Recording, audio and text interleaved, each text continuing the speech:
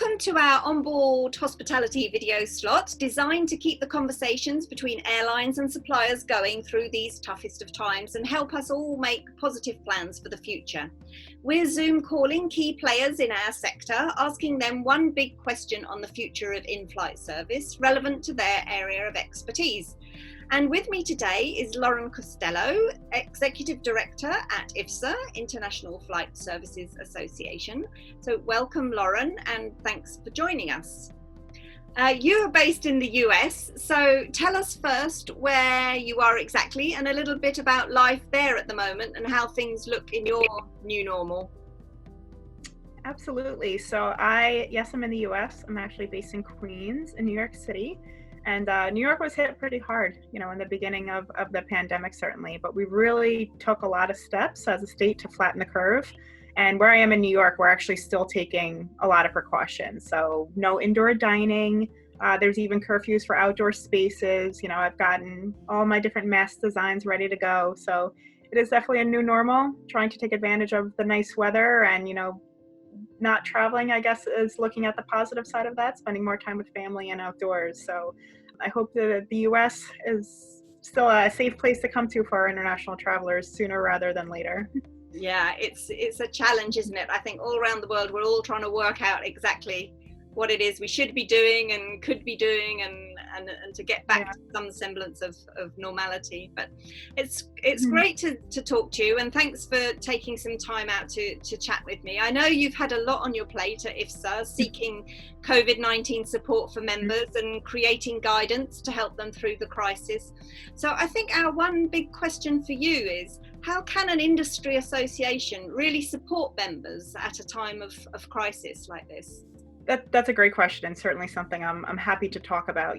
Representing the association, IFSA is a nonprofit association, and really our whole focus is dedicated to serving our members and ways to promote the industry. So IFSA really can advocate on behalf of an entire industry in one voice, in a unified voice, and that's what we found is really successful when kind of enacting any kind of change or doing any kind of advocacy efforts, instead of our members, doing kind of these one-offs. Being able to do so in a shared voice has really been valuable, and it just serves as a benefit to the members. Instead of spending their individual time to reach out to all these regulators, we can do it on their behalf, and making sure that we're saying the right messaging and certainly working with them to make sure we get the right points across. And then even we're a nonprofit trade association, but we have expenses too. And we really look to minimize a lot of those. So I just want, that to be made aware to our members too. We have cut a lot of things that maybe aren't necessary at this time or aren't mission critical. So really looking and keeping our focus on getting members through this crisis and providing them with anything they need. So an association can really be a driver for change, and I encourage everybody to support your association and maybe other ones that you have in your space, because really this is what we're meant to do, is to serve you as the members. Yes, and we saw you were able to make some really good headway in gaining support for the sector in the US through the CARES Act, which I think focused on coronavirus aid and relief and economic security. Tell us a little bit about how you and your team did that and what was achieved. I know the initial push was to get support for airlines, but did it ultimately also include caterers and in-flight industry aid? Absolutely, yeah, that was a great win. So happy to share that a little bit. So originally it was just focused on airlines, and that's kind of where we picked up and saying, okay, well, if an airline needs to succeed, they need to have their vendors in line to provide them with everything that they're needed. So this is our opportunity to go and again advocate in one unified voice. So as in the US, Congress was looking at developing this CARES Act. So IFSA acted really quickly. We have an enhanced government affairs program. So through that, we're able to really hit the ground running and start advocating for our supplier members and for the vendors, particularly caterers, like you mentioned. And this legislation that was going to be passed would just have financial support in terms of loans for airlines in the wake of the COVID crisis. But, looking to include relief for airlines and vendors is really where IFSA took charge. And so we made personal outreach to the legislators. So we made, phone calls, issued letters directly from IFSA leadership, but then really cued in all of our members. We have hundreds of members who have thousands, tens of thousands of employees. So we actually put together a whole grassroots program. So we encourage our members to go and make phone calls to your local senator, to your local representative, to kind of encourage this relief. And through all of these efforts, we were successful. Ultimately, there was $3 billion that was earmarked specifically for airline contractors and caterers. This is in addition to the money that was awarded specifically for airlines. So in addition to the funding itself, there's actually a whole excerpt in the act about airline caterers, and that's new. They needed to define that.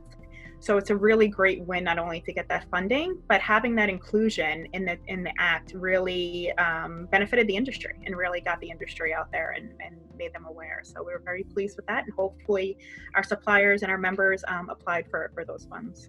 Sure, that's a really, hats off to you, because that's quite a challenge, isn't it, to sort of do a big lobbying thing like that for, let's face it, a sector of the industry that's actually quite often just sort of hidden and a bit forgotten, isn't it? So well done. Do you think there'll be something in it for vendors when it comes to CARES 2? Is that likely to be beneficial as well?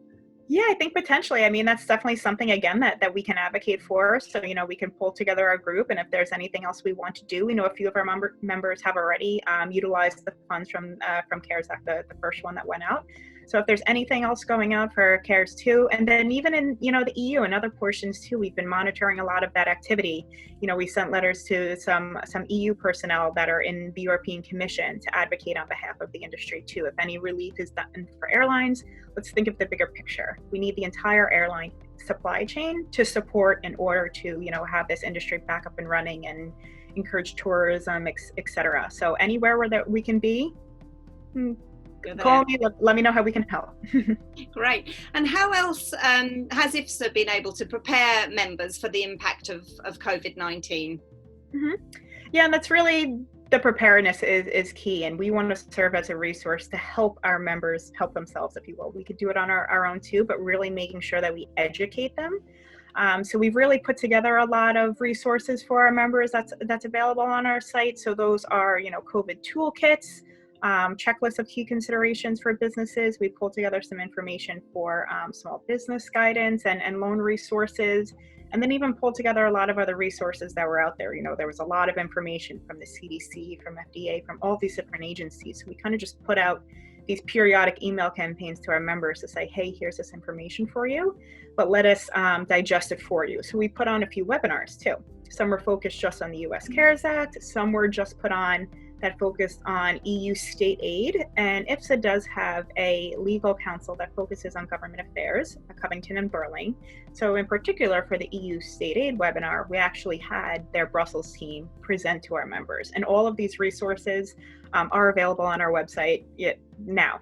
Even though things are past, it's just a good reference point. So we want to make sure that we give them the tools that they need to be prepared. Excellent. And talking about sort of the virtual world, that's where it's all happening, webinars and, sort of virtual events. So I know we're about to start working with you on this new virtual expo that's coming.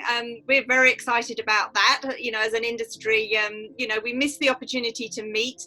And so it's great that there is some alternative happening. How are you feeling about that?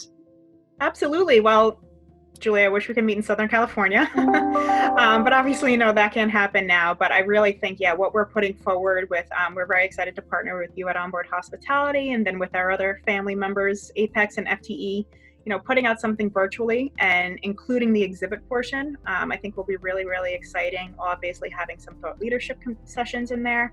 I mean, that's what our members need and want to hear, everything that's going out. So it is the new normal for now. We're still making plans to, get together one day, but in the interim, the industry needs to progress and we need to get information out there and networking. So I'm really excited about it. And it will be a long 2 days. This is an event that can be 24 hours. So everybody around the corner of the globe can log in at their time that's appropriate. So we're really, really looking forward to it. Yeah, we are too. I think it's so nice to have a chance to see each other, so, even if it is virtually, and to share experiences, and of course a chance for people to showcase a lot of new product, which our very creative industry has been busy beavering away at during the pandemic. And what other resources have been provided to support IFSA members during the pandemic? Yeah, so in addition to kind of the webinars and the presentations and resources mentioned, in May, we released the COVID-19 Pandemic Preparedness Guidance. It includes directions for essential businesses and critical infrastructure workers to make sure that they have a thorough infectious disease prevention strategy plan.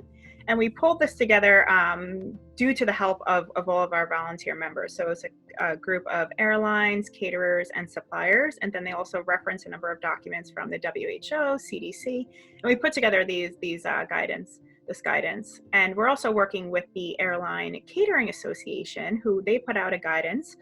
They reference, some great organizations, IATA, IASA, including IFSA. And now we'll be working together to put out a version 2 of these guidelines that will have more of a global focus. And the ultimate goal of that is really to protect crew and to protect passengers. So if there's any members or anybody that wants to be participating on some of those calls, working groups, committees, encourage them to do so. And just really a huge thank you to all of our volunteer members for putting these things together. And just to draw our discussions to a close, how about a little bit of crystal ball gazing? And it's been a tough time for our sector, but in your opinion, what will the industry look like post-COVID for the in-flight caterers in particular? Are you hopeful for the future? I am hopeful. Absolutely. And I think passengers still want their experience in the air to be like it is on the ground. That's not going to change. I mean, obviously it is a little bit of the new normal. But food and beverage is a huge part of that. And I think it's a really nice experience. Airlines are just being so creative and innovative, like you said, like that's the silver lining of this situation. What can they do for food and beverage? So I think that will need to continue in this new normal, and really continuing to focus on sustainability also. That kind of almost took a little bit of a backseat. You're looking at everything prepackaged and, all these gloves and things, and that's a lot of single-use plastic. So it's a tough charge. How can we go ahead and ensure health and safety and sanitization, but then also keeping that sustainability aspect top of mind? So hopefully that's what the innovations will look like. And, hopefully travel will pick up in the future and we'll be able to enjoy a glass of wine on a plane soon enough.